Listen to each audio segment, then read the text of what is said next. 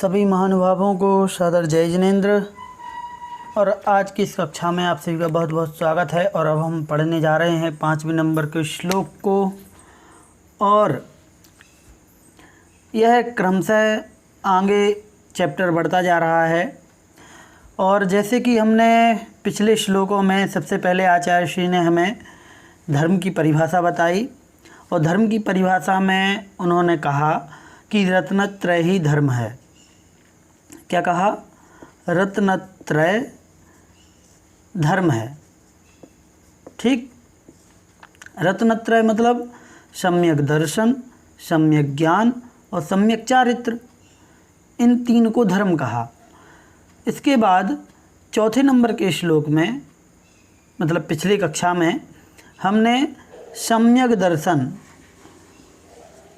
दर्शन की परिभाषा समझी, जब उन्होंने कहा कि श्रद्धानम परमार्थानाम आप्तागम तपोभृताम, अर्थात आप्त, आगम और तपोभृताम मतलब देव, शास्त्र और गुरु, इन पर श्रद्धान करना, वो भी मूढ़ता रहित, 8 अंग सहित और 8 मद रहित होकर के, तो वो सम्यक दर्शन कहलाएगा। अब जब हमने वहाँ पर देव, शास्त्र और गुरु की बात कही कि उन पर श्रद्धान करना है, तो फिर प्रश्न अपने आप होता है कि आप्त किसे कहते हैं? आप्त किसे कहते हैं? कौन है आप्त? आगम क्या है? गुरु किसे कहते हैं? और जब तक हम इनकी परिभाषा नहीं समझेंगे, जब तक हम इनको अच्छी तरीके से जानेंगे नहीं, तब तक हम कैसे श्रद्धान करेंगे कि कौन आप्त है, कौन आगम है और कौन तपोभृत अर्थात गुरु हैं। तो जब हमें उन पर श्रद्धान करना है तो हमें उनके विषय में जानना भी आवश्यक है। तो इस श्लोक में उन्होंने आप्त की परिभाषा कही है। किसकी? आप्त। आप्त किसे कहते हैं? आप्त मतलब सच्चे देव। आप्त का अर्थ सच्चे देव। देव होता है लेकिन सच्चे देव लेंगे यहाँ पर। तो देव कौन से लेना है, देव कैसे होना चाहिए, तो उसकी परिभाषा यहाँ कही है। तो आइए शुरू करते हैं। सबसे पहले उच्चारण कर लें श्लोक का। आप्तेनो छिन्न दोषेण। बोलें, आप लोग भी बोलते जाएं हमारे पीछे। आप्तेनो छिन्न, आप्तेनो छिन्न। ठीक है, ये चा का उच्चारण बहुत मामूली सा अंदर होगा अपने। आप तेनो छिन्न दोषेण सर्वज्ञेना गमेशिना, सर्वज्ञेना गमेशिना भवितव्यम, भवितव्यम नियोगेन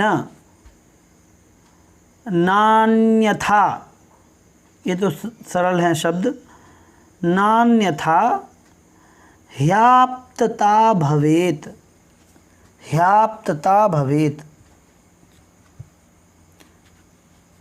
इसको थोड़ा ध्यान दें, यहाँ पर हा के साथ में या लगा हुआ है। ठीक, तो ह्याप्तता भवेत इस प्रकार से।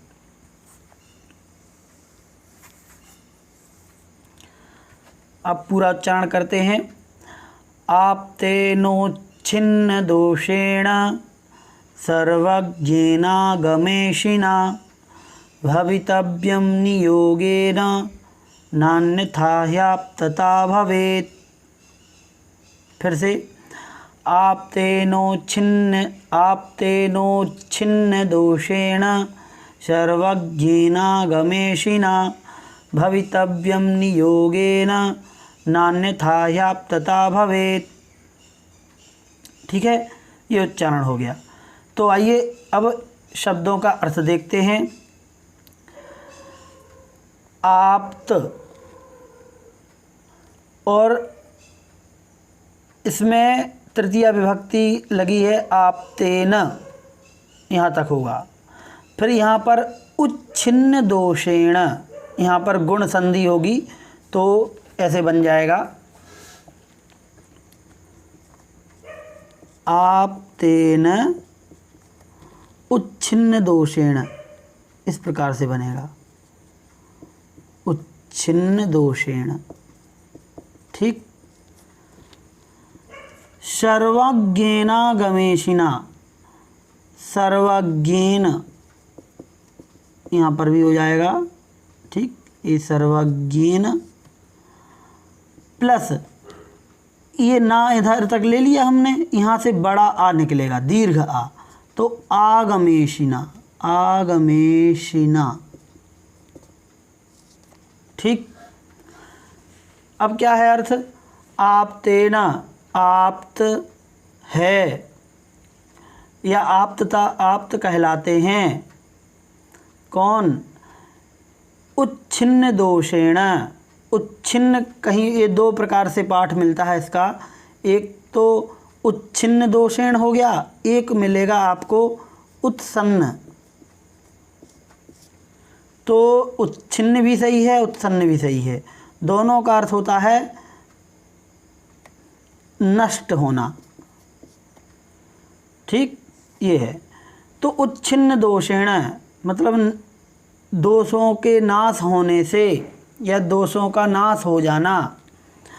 सर्वज्ञेन, सर्वज्ञ, सर्वज्ञ का मतलब तीनों लोकों के समस्त पदार्थों को स्पष्ट रूप से, प्रत्यक्ष रूप से जानना, वो कहलाती है सर्वज्ञता।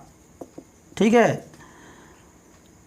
और आगमेशिना, देखिए इसमें सच्चे देव की परिभाषा बताई जा रही है, और बालबोध में आप लोगों ने सुनी होगी, पढ़ी होगी कि सच्चे देव किसे कहते हैं, तो वीतराग प्लस सर्वज्ञ प्लस हितोपदेशी। ठीक, ये तीन गुण जिसमें हों उन्हें हम सच्चे देव कहते हैं। तो ये तीनों गुण ही यहाँ पर बताए जा रहे हैं, आप शॉर्ट में ये समझ लीजिए। अब कहाँ कैसे बता रहे हैं वो अपन को समझना है। आगमेशिना, आगमेशिना का अर्थ है जो आगम के ईश हैं, ईश मतलब स्वामी, आगम के जो स्वामी हैं, यहाँ पर भी गुण संधि है, तो आगम प्लस ईश, ईशिना ऐसे हो जाएगा। ठीक, तो आगमीशिना, तो इनको दोनों को जोड़ देते हैं, आ और ई, तो आ और ई दोनों जुड़ते हैं तो ए बन जाता है, तो आगमेशिना हो गया। ठीक है। तो आगम के जो स्वामी हैं, तो आगम के स्वामी का मतलब यहाँ पर हितोपदेशी है, हितोपदेशी। सर्वज्ञ से सर्वज्ञ निकल गया, और उच्छिन्न दोषेण, उच्छिन्न दोषेण से बना है वीतरागता। ठीक, देखो यहाँ पर लिख देते हैं वीतराग, यहाँ से बनेगा, ये सर्वज्ञ है ही, और आगमेशिना से बनेगा हितोपदेशी, हितोपदेशी ऐसे। अब आप कहेंगे कि कैसे हुआ, उच्छिन्न दोषण से वीतराग कैसे बन गया। उच्छिन्न दोष का मतलब नष्ट हो गए हैं दोष जिनके।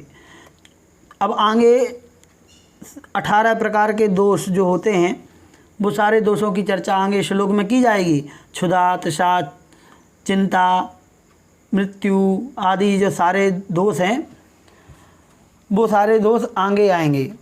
ठीक है, तो उनकी चर्चा हम आगे श्लोक में करेंगे।